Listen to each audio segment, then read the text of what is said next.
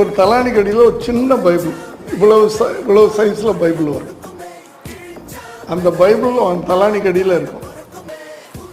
ராத்திரி படுக்கும்போது ஒரு வேர்ஸ் படிச்சுட்டு தான் படுக்கணும். காலையில் எந்திரிச்ச உடனே அந்த தலானியிலேருந்து அந்த பைபிள் எடுத்து ஒரு வேர்ஸ் படிச்சுட்டு தான் வெளியே போகணும். அப்படி பழக்கப்பட்டாங்க. அதனால தான் ஒரு ஸ்கூலில் கூட விஜய் சொல்லுவாங்க, அவன் ஒரு டிவைன் பாய் அப்படின்பாங்க.